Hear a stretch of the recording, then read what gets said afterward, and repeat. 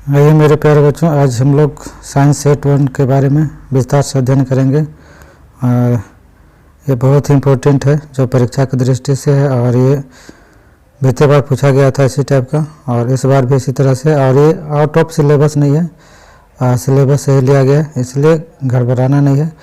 कम से कम नॉलेज की दृष्टि से तो पढ़ना ही पड़ेगा। तो यहाँ पर देखते हैं, सबसे पहला क्वेश्चन क्या है, दाढ़ी बनाने में किस प्रकार के दर्पण का प्रयोग किया जाता है। तो दाढ़ी बनाने में किस प्रकार के दर्पण का प्रयोग किया जाता है। तो दाढ़ी बनाने में जो प्रयोग किया जाता है, थोड़ा सा हट गया है, दाढ़ी बनाने में जो प्रयोग किया जाता है वो कौन सा दर्पण का प्रयोग किया जाता है, अवतल दर्पण का, यानी सी ऑप्शन सही हो जाएगा। तो ये दाढ़ी बनाने के लिए, यानी शेविंग क्रीम के लिए, यानी शेविंग जो हम लोग करते हैं, दाढ़ी जो बनाते हैं उसके लिए। नेक्स्ट क्वेश्चन है, गोलीय दर्पण में फोकस दूरी वक्रता त्रिज्या में क्या संबंध है। तो फोकस दूरी वक्रता त्रिज्या में क्या संबंध है। तो एफ बराबर क्या होता है, r/2, यानी या फिर कभी कभी रहेगा r बराबर, तो क्या करेंगे 2f। तो यहाँ पर क्या दिया हुआ, f बराबर r/2, यानी कहाँ पे ऑप्शन है, बी ऑप्शन में, यानी f बराबर r/2। इसी तरीके से प्रकाश के परावर्तन की क्रिया में कौन सी भौतिक राशि अपवर्तित रहती है। तो कौन सी भौतिक अपवर्तित रहती है, तो आवृत्ति जो रहती है क्या रहती है, अपवर्तित रहती है, यानी इसका ऑप्शन हो जाएगा ये वाला।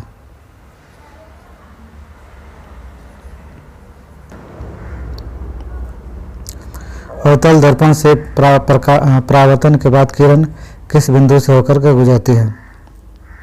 तो किस बिंदु से होकर गुजरेगी, जब भी अवतल दर्पण से होकर गुजरती है तो हमेशा कहाँ से होकर गुजरती है, एफ से होकर के, यानी इसका आंसर क्या हो जाएगा, बी।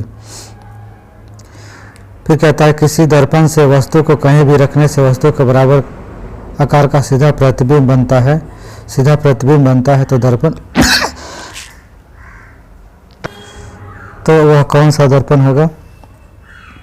तो कौन सा दर्पण होगा, समतल दर्पण। समतल दर्पण कहाँ पे है, यहाँ पे है, यानी सी ऑप्शन। फिर इसी तरह से प्रकाश के परावर्तन का कितना नियम है। तो प्रकाश के परावर्तन का नियम जो है, कब नियम है, 2 नियम है, यानी आपतन कोण और परावर्तन कोण क्या होते हैं, बराबर, यानी ऑप्शन मेरा कौन हो जाएगा जी, ये ऑप्शन मेरा हो जाएगा बी, यानी ए। फिर है, किसी गोलीय दर्पण की वक्रता त्रिज्या यानी r है 50 सेंटीमीटर, तो उसकी फोकस दूरी क्या होगी। तो फोकस दूरी बराबर सूत्र क्या होता है, फोकस दूरी बराबर हम लोग निकालना है ना। तो फोकस दूरी बराबर क्या होगा, f बराबर r/2 होता है। तो यहाँ पर f का मान, r का मान 50 है, तो इसका आधा कितना हो जाएगा, 25, यानी इसका आंसर क्या हो जाएगा, ये वाला 25 सेंटीमीटर। फिर इसके बाद है 1 मीटर फोकस दूरी वाले उत्तल लेंस की क्षमता। तो 1 मीटर वाले फोकस दूरी उत्तल लेंस की क्षमता यानी लेंस का सह-मात्रक होता है क्षमता। तो लेंस का सह-मात्रक क्या होता है, 1d, यानी इसका आंसर क्या हो जाएगा, बी, यानी 1d। फिर किसी उत्तल लेंस की फोकस दूरी हमेशा क्या होता है। तो लेंस हो तो ये हमेशा क्या होता है, प्लस में ही होता है, यानी पॉजिटिव में, यानी इसका आंसर कहाँ पर हो जाएगा, ये वाला। फिर है, प्रकाश का न्यूनतम वेग किस में होगा, निर्वात में, जल में, वायु में कि कांच में। तो इसका जो आंसर हो जाएगा किस में हो जाएगा, जल में जो होता है वह न्यूनतम होता है, यानी इसका आंसर कहाँ पे हो जाएगा, ये बी ऑप्शन, यानी जल में। 4D क्षमता वाले अवतल लेंस की फोकस दूरी क्या होगी। तो इसका फोकस दूरी क्या होगा, 25 सेंटीमीटर, यानी 25 चौका 100 होता है ना, तो इसलिए इसका आंसर क्या होगा, 25 सेंटीमीटर, यानी बी ऑप्शन सही हो जाएगा। किसी उत्तल लेंस का फोकसांतर 50 सेंटीमीटर, तो उसकी क्षमता यानी p बराबर क्या होता है, 1/f। तो 50 है, तो यहाँ पर f मतलब कितना हो जाएगा, 50 दूनी 100, यानी 2d हो जाएगा। तो इसका कौन सा ऑप्शन हो जाएगा, ये।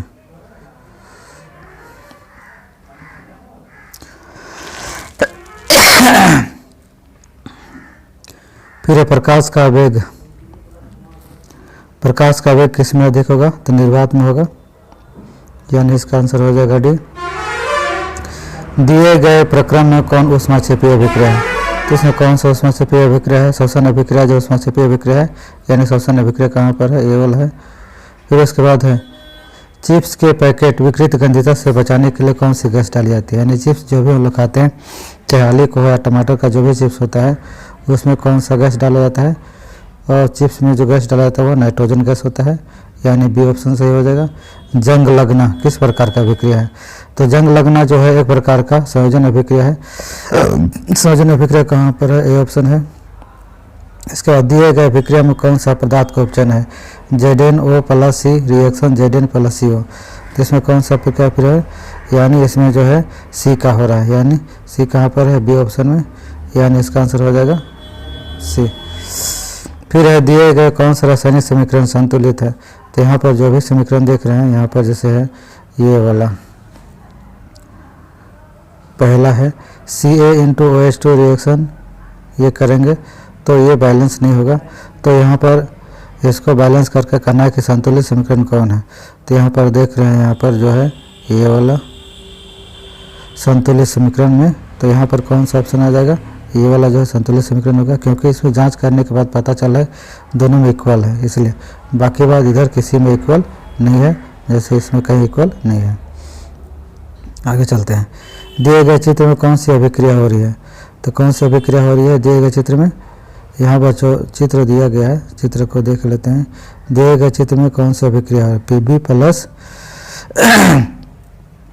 Ce प्लस Cl2 रिएक्शन कराएंगे तो क्या विस्थापन अभिक्रिया हो रहा है, यानी विस्थापन अभिक्रिया कहाँ पे है?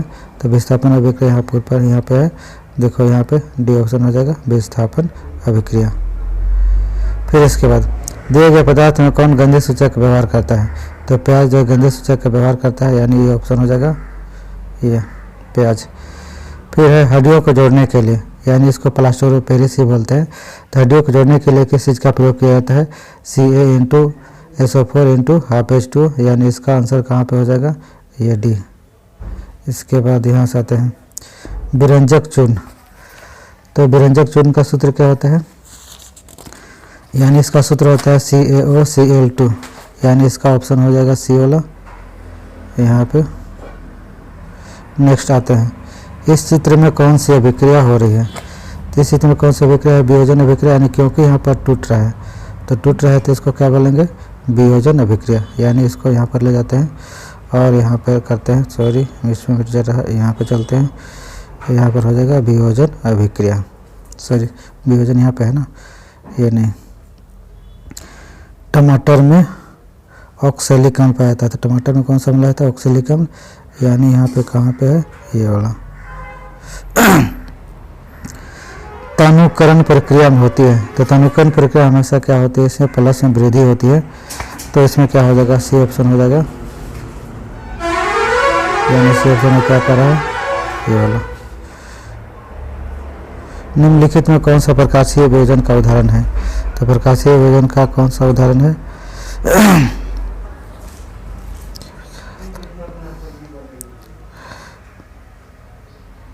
इसमें ए ऑप्शन हो जाएगा।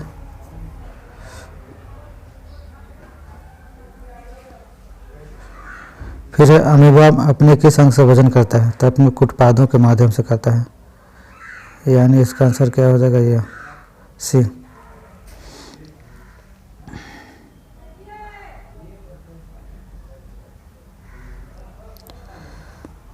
पाचन क्रिया के वसा का मिलीसीकरण होता है, कहाँ पर होता है? तो इसमें पित्त में होता है। पित्त कहाँ पर है? डी ऑप्शन में है, तो पित्त यहाँ पर है, देखते हैं डी ऑप्शन में पित्त। फिर है निम्नलिखित में स्वपोषी होता है, तो स्वपोषी किसमें होता है? पेड़ पौधे में होता है, यानी पेड़ पौधे होता है, तो इसमें आम में कर देंगे हम लोग। कहाँ पर आम है? यहाँ पर है आम। इसके बाद चलते हैं, मानव हृदय में कितने कोष होते हैं? तो मानव हृदय में कितना कोष होता है? तो मानव हृदय में जो कोष होता है कितना होता है? 4 होता है। तो 4 कहाँ पे? यहाँ पे ना। और ये वाला बार बार काम नहीं कर रहा है ये। फिर है श्वसन वर्णक किसे कहते हैं? तो श्वसन वर्णक किसे कहते हैं? तो श्वसक वर्णक जो कहते हैं उसको किसको कहते हैं? क्लोरोफिल को, यानी क्लोरोफिल कहाँ पर है? ए ऑप्शन में, यानी यहाँ पर।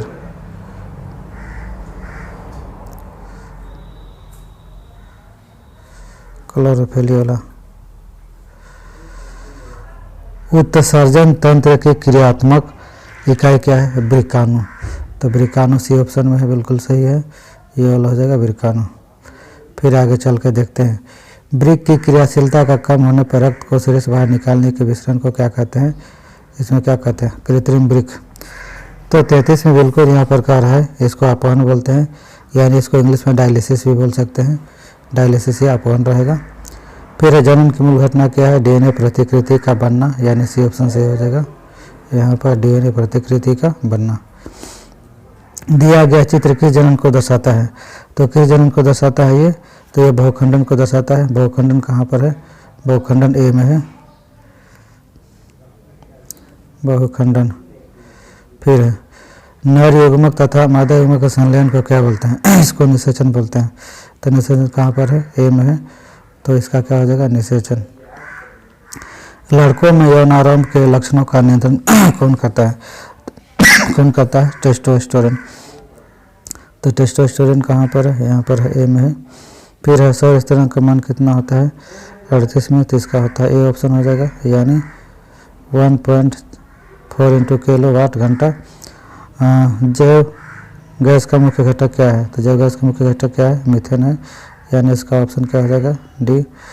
फिर है महासागरीय तापीय ऊर्जा प्राप्त करने के लिए महासागर के पृष्ठ का तापमान 2 मीटर की आवश्यकता के लिए ग्राजल का कितना अंतर होना चाहिए, तो इसमें कितना अंतर होना चाहिए, 20 डिग्री सेल्सियस होना चाहिए, यानी इसका आंसर हो जाएगा ए।